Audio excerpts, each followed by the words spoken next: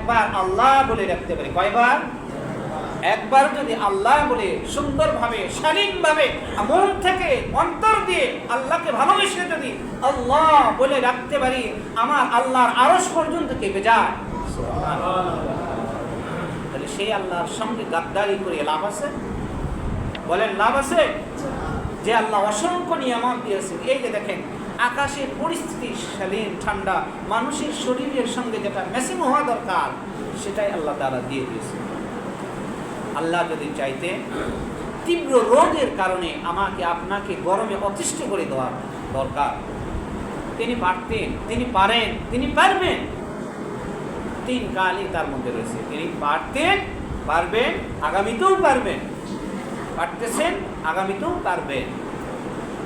তিনি পারনেওয়ালা, অন্য কেউ পারনেওয়ালা নয়। সম্মানিত উপস্থিতি, যে তিন শ্রেণীর লোকদের কথা বলা হইতেছে তার শাস্তির কথা বলা হইতেছে এখন। কাল্লা লা ইউমবাদান্না ফিল হুতামা, এই তিন শ্রেণীর ব্যক্তি অবশ্যই ধ্বংস হবে আর তাদেরকে নিক্ষেপ করা হইবে। লা ইউমবাদান্না, তাকে নিক্ষেপ করা হইবে ফিল হুতামা, হুতামা নামক জাহান্নামে। কোথায়? হুতামা নামক জাহান্নামে। নাউযুবিল্লাহ কি ভাষায় দিয়ে বলবেন? এখন আসেন হুতামার ব্যাখ্যায় আসছে, মুফাসসিরিন উল্লেখ করেছেন হুতামা জাহান্নামের একটা স্তর, ওই স্তরকে বলা হয়েছে। জাহান্নামের একটি স্তর রয়েছে, প্রত্যেকটা জিনিসের একটা স্তর রয়েছে। যেমন আমাদের একটা পার্টিশন রয়েছে, মসজিদ এটা নিচতলা, এরপরে কি আছে? দোতলা, তারপরে কি আছে? তিনতলা। এই যে মাঝখানে একটা পার্টিশন স্তর রয়েছে, এই রকম শ্রেণী বিন্যাসও আছে।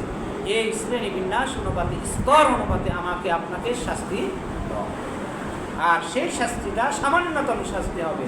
দুনিয়ার বুকের যে সমস্ত শাস্তি মনে করি যে অনেক বড়, হয়তো কষ্ট হয়ে যাচ্ছে আমার জন্য, অসহ্যকর হয়ে যাচ্ছে, এটা অসহ্যকর নয়, এর চাইতে সামান্যতম তোমাকে শাস্তি দেওয়া হবে। বান্দা, তুমি আমার নাফরমানি থেকে পরিত্রাণের জন্য কি ব্যবস্থা করে আসছো দুনিয়াতে? দেখাও, একটু প্লে করো, একটু দেখাও। দেখাইতে পারবে।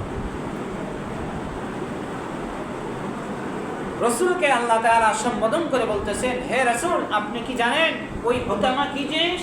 ওই জাহান্নামের ধ্বংসের স্তরটা কেমন হবে আপনি কি জানেন?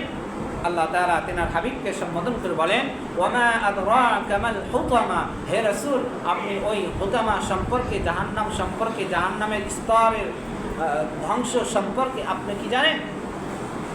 রাসূল বললেন, নারুল্লাহিল মুকাদা, নারুল্লাহিল মুকাদা, নারুল্লাহি, আল্লাহ তাআলার আগুন। কার আগুন? বলেন, হুতামা কার আগুন?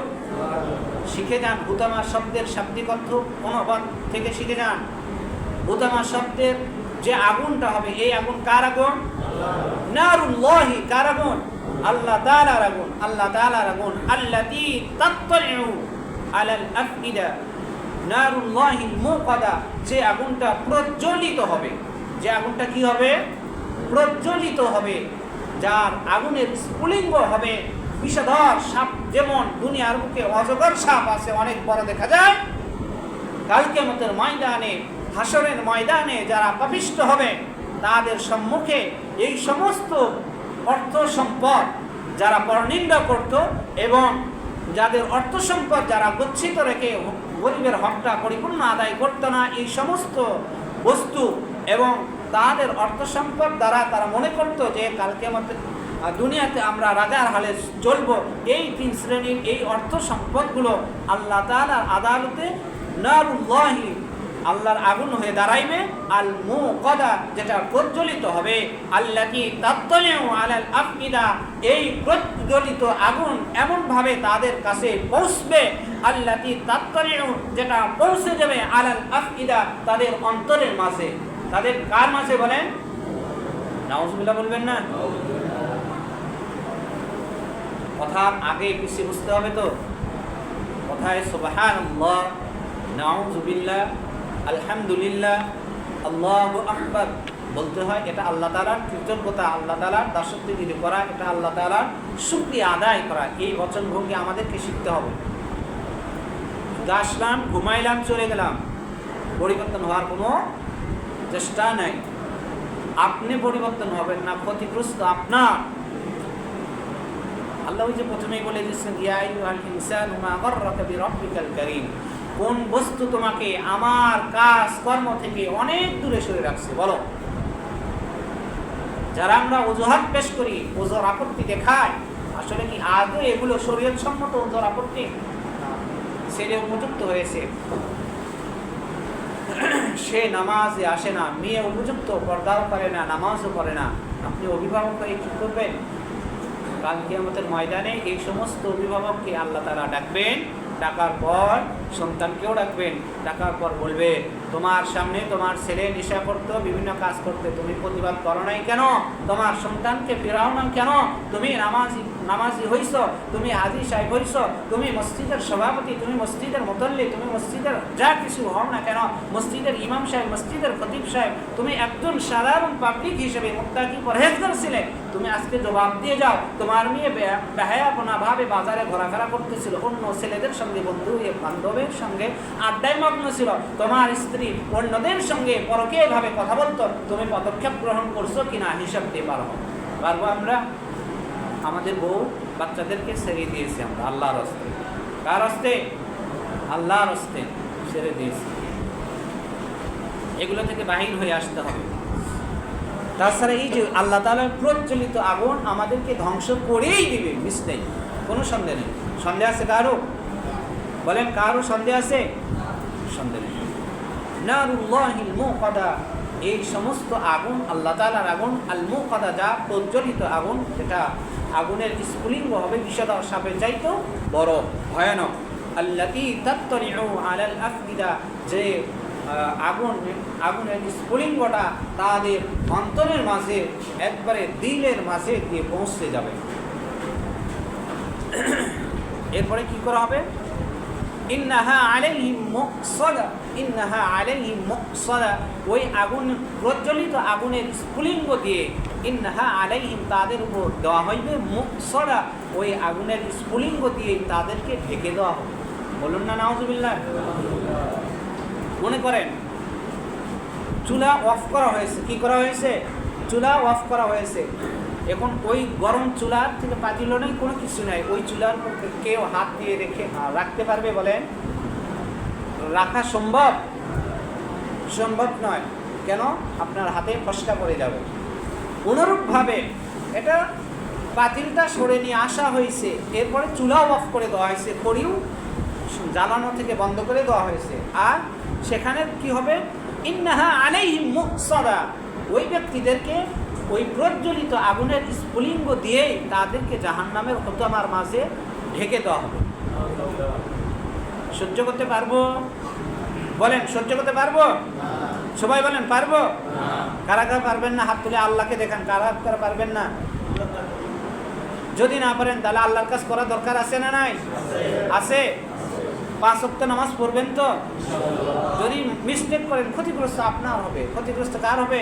ফাওয়াইলুল লিল মুসাল্লিন, যারা আজকে একদিন নামাজ পড়লো, পরে আর নামাজ পড়লো না, এই সমস্ত ব্যক্তিদেরকে সূরা মাউনে, সূরা মাআরিজে বলা হয়েছে অসংখ্য আয়াতে, ফাওয়াইলুল লিল মুসাল্লিন, যারা মানুষ দেখানো নামাজ পড়ে, মানুষ যেন আমাকে নামাজি বলে, মানুষ যেন আমাকে মুত্তাকি পরহেজগার বলে, মানুষ যেন আমি মসজিদের সভাপতি, সেক্রেটারি, ক্যাশিয়ার, এভরিথিং, অনেক কিছু, আমাকে যেন নামাজি বলে, আমাকে যেন মানুষ মাইল ফলক করে, মাইল ফলক হিসাবে মেনে নেয়। এই সমস্ত যদি মনের ভেতর থাকে, এই সমস্ত চিন্তাধারা যদি কোনো ব্যক্তি লালন করে, তাহলে তার নামাজ ধ্বংস অনিবার্য।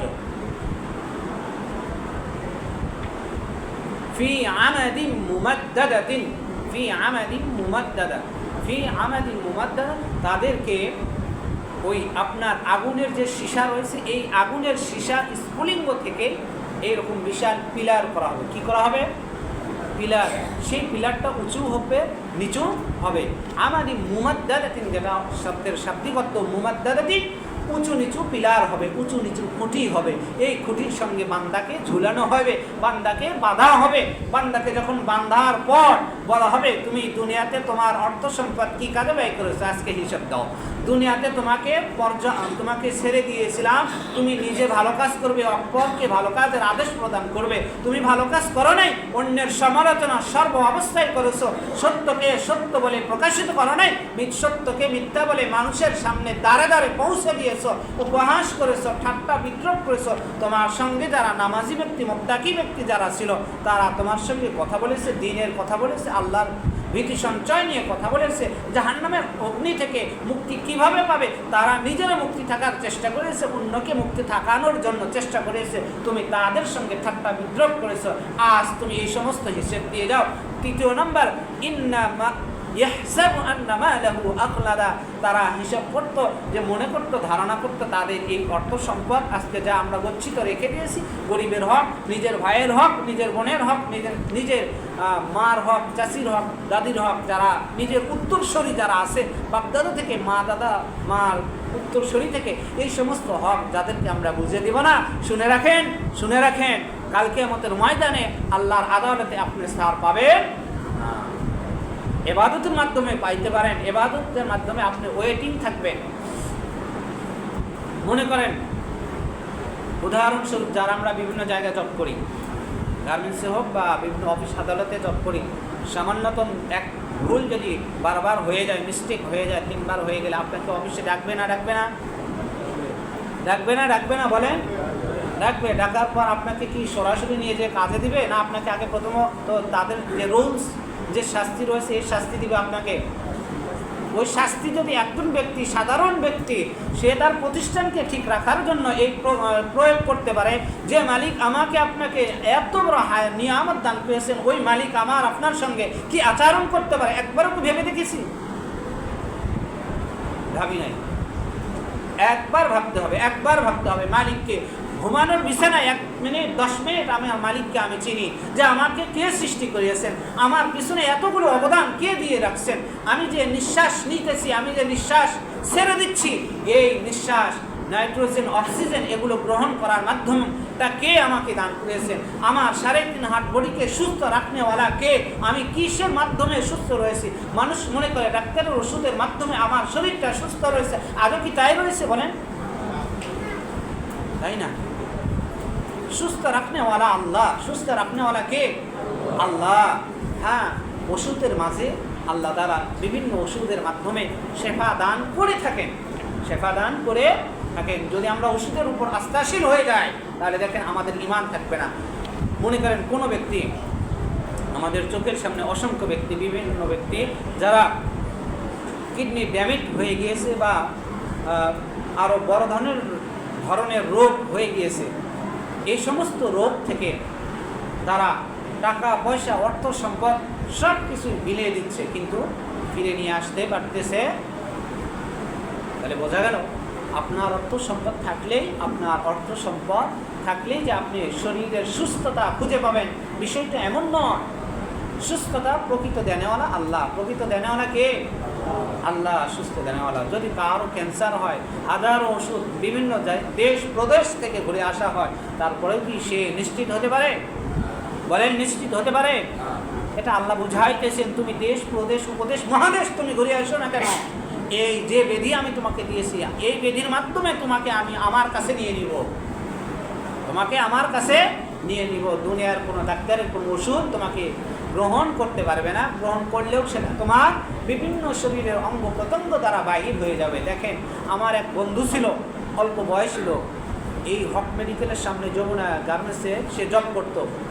সবে মাত্র একটা মেয়ে হয়েছে, 7-8 বছর যাওয়ার পর বিভিন্ন টাকা পয়সা, স্বামী স্ত্রী উভয়জনে যমুনাতে জব করতো, টাকা পয়সা ভালোই কিছু জমাইছিল, সব টাকা অর্থ সম্পদ তার রোগের পিছনে ব্যয় করেছে। এরপরে তার বাসায় যে বিভিন্ন সম্পদ ছিল সব কিছু ব্যয় করে আপনার ঢাকাতে ভালো বড় বড় ক্লিনিকে কাজ করিয়েছে। এরপর ইন্ডিয়াতে নিয়ে গেছে, কয়েক জায়গায় নিয়ে যাওয়ার পরেও সে বেশি আসতে পারে নাই।